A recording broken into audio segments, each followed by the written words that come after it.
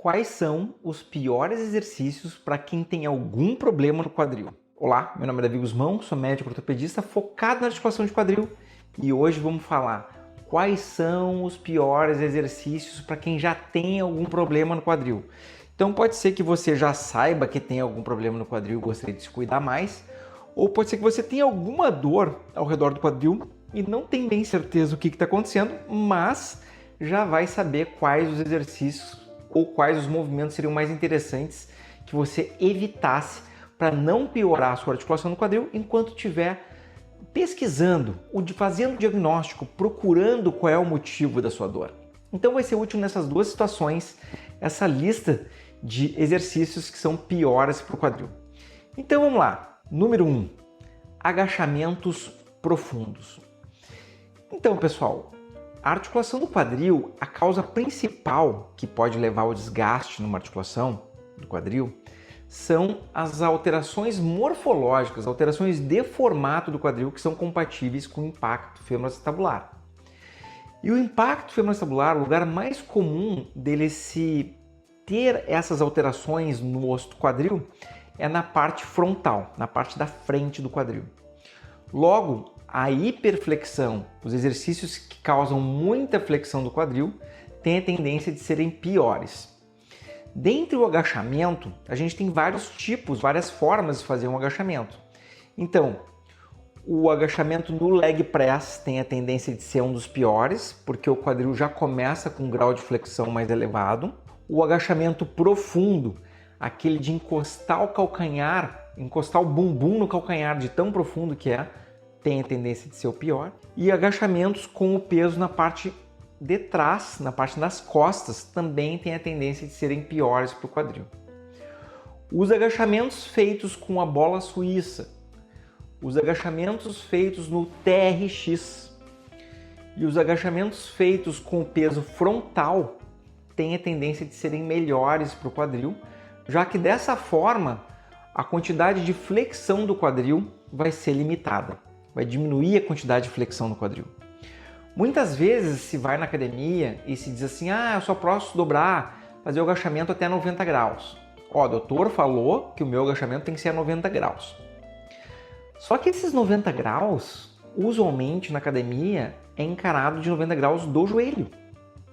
E aqui nos interessa tentar poupar o quadril até 90 graus do quadril, que vai ser a angulação do tronco em relação à coxa. O quadril é a articulação que une o tronco à coxa, então quando a gente fala 90 graus de quadril, é a angulação entre a coxa e o tronco. É aí que seria os 90 graus. Bom, não quer dizer que não possa se fazer agachamento. Aqui eu dei exemplos, né? 3 agachamentos melhores, 3 agachamentos piores. O agachamento tem uma grande variabilidade. O agachamento tipo passada, agachamento búlgaro, tem muita variabilidade. Usualmente, se o paciente está fazendo agachamento e está tendo dor na região inguinal ou na região da virilha, que é onde a coxa se conecta no tronco, tem a tendência desse agachamento estar sendo pior para a articulação do quadril do paciente. Inclusive a pose com que vai se agachar, se vai ser um agachamento tradicional ou um agachamento mais tipo sumô, também vai ter influência sobre a articulação do quadril. Existe uma tendência desses agachamentos que eu citei serem piores do que os outros, mas isso tem uma certa individualidade também. Então tem que se levar em consideração a individualidade, certo? Vamos agora no número 2, exercícios de salto. Então os exercícios de salto, eles podem ser prejudiciais ao quadril e muitos devem estar pensando que é por causa do impacto quando o paciente vai aterrissar do salto. Mas o problema não é tanto o impacto no momento que o paciente vai aterrissar. O problema começa no impulso que o paciente vai dar. Quando o paciente vai dar o impulso, ele faz um grau maior de flexão da articulação do quadril para fazer o salto. E também, claro, quando o paciente for aterrissar desse salto, pode ter uma tendência de ser pior para o quadril, levando em consideração o grau de flexão e levando em consideração também o impacto causado no momento que vai aterrissar o salto.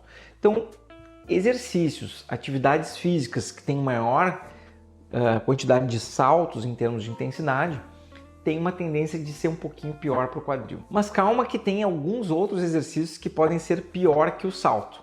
Aqui a gente entra no item número 3, que são os exercícios com grande rotação de quadril. Então, aqui pode entrar em atividades físicas que fazem bastante rotação de quadril e são um pouco mais... não tem tanta corrida envolvida, né? Então aqui vamos tomar como exemplo uma arte marcial, artes marciais com chute, com bastante rotação de quadril. O balé, danças, bastante rotação de quadril. Mas também entra na rotação de quadril esportes como patinação, hóquei. Jogar hóquei no gelo não é tanto um esporte nosso aqui no Brasil, mas serve como exemplo. Especialmente o goleiro do hóquei faz grande rotação para defender as bolas, o disco, né, no hóquei. Mas na nossa realidade entra também o futebol. Porque o futebol ele tem grande rotação de quadril porque tem mudanças de direção bruscas associada à velocidade. Então entra aqui o futebol e entra também o tênis. O tênis é muito exigente em relação ao quadril. Quem se lembra aí do caso do Guga, né, que fez cirurgias por vídeo, depois teve que fazer prótese do quadril em função do tênis.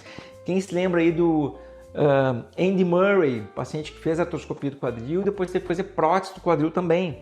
Inclusive o Andy Murray tem uma prótese do quadril e mantém jogando tênis de alto nível. Para quem costuma perguntar, né, se dá para fazer esporte com prótese do quadril, já fica aí uma dica.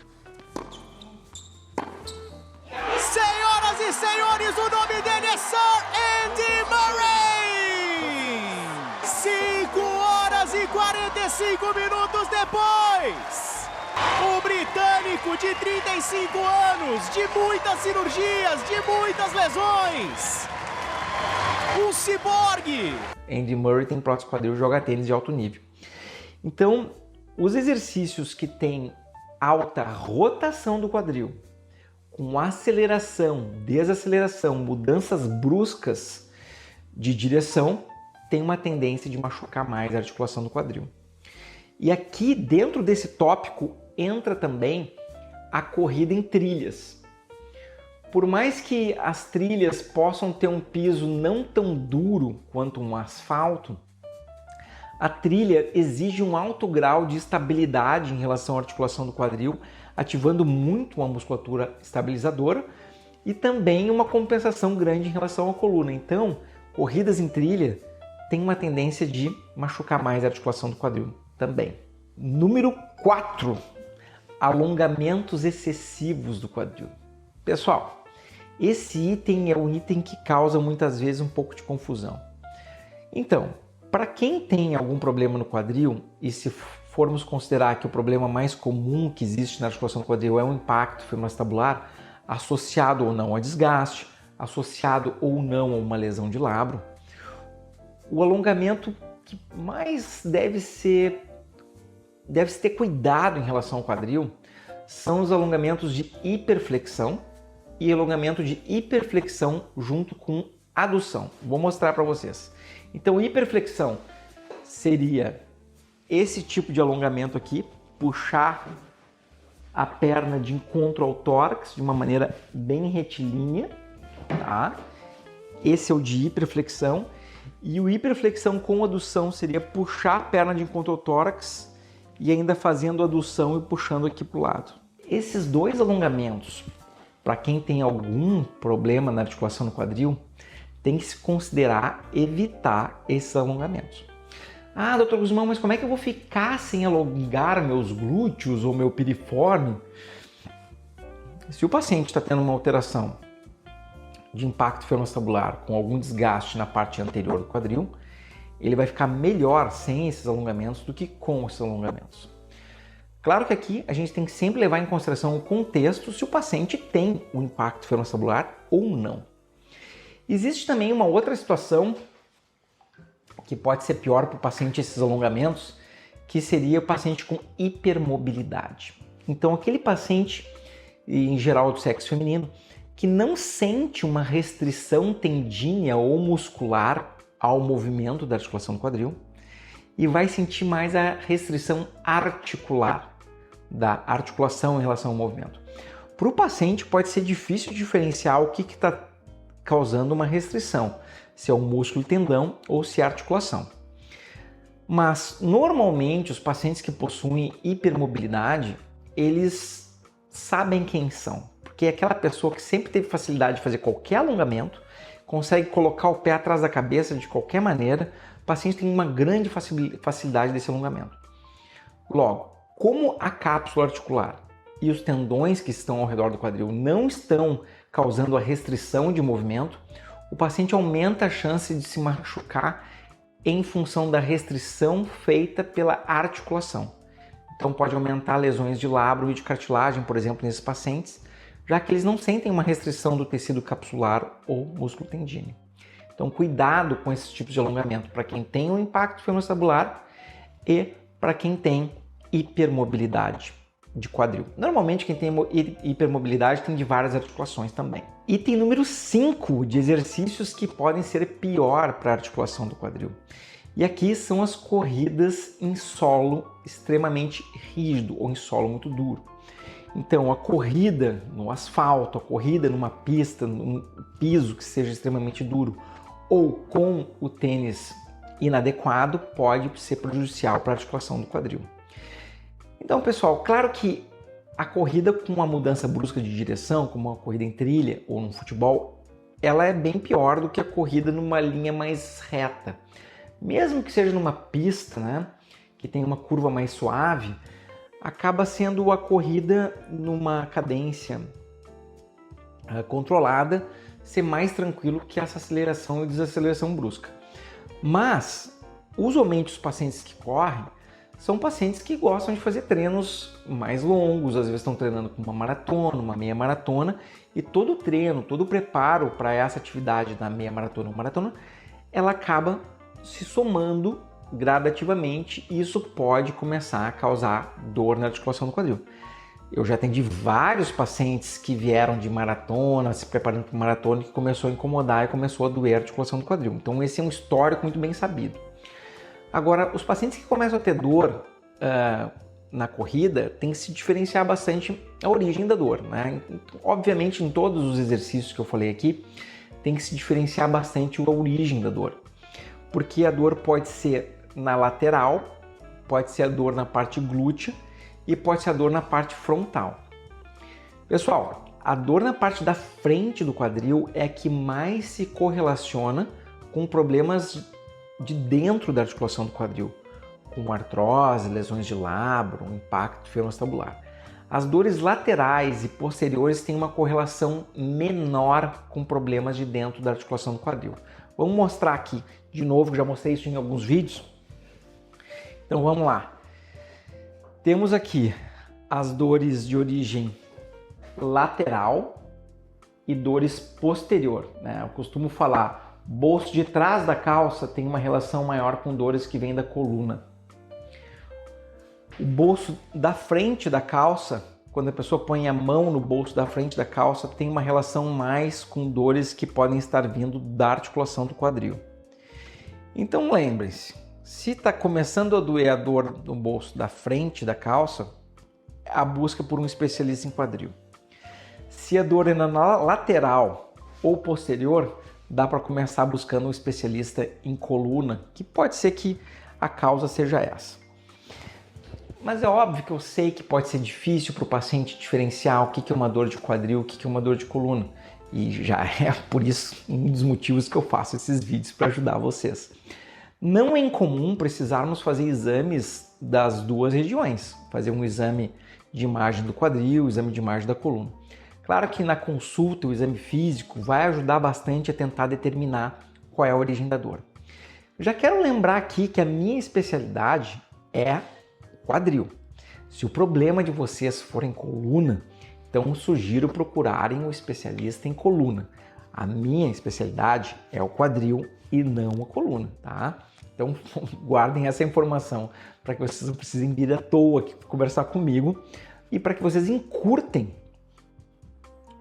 o diagnóstico de vocês, saber qual é a origem dessa dor.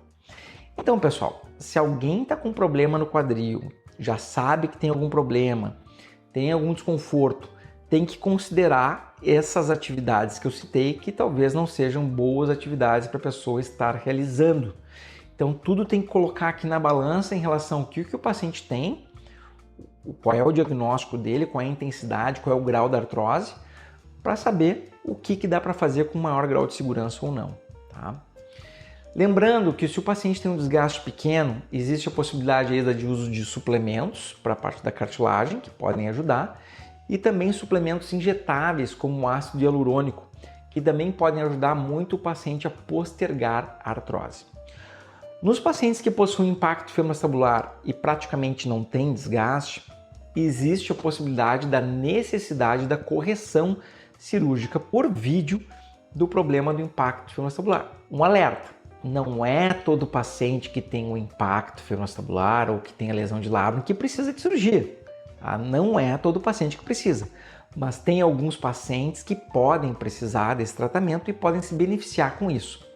Lembrando que não são todos que vão precisar. Então, pessoal, se vocês têm mais alguma dúvida sobre articulação do quadril e exercícios, já coloca aqui nos comentários que o que vocês escreverem aqui vai me ajudar para fazer novos vídeos para vocês. Já se inscrevam no canal, compartilha com alguém que você sabe que é importante o conteúdo que está aqui. E também aproveitem e assistam um desses 2 vídeos aqui, que pode ser bem importante para que você entenda mais sobre a sua articulação do quadril. Certo? Por hoje é só. Tchau, tchau!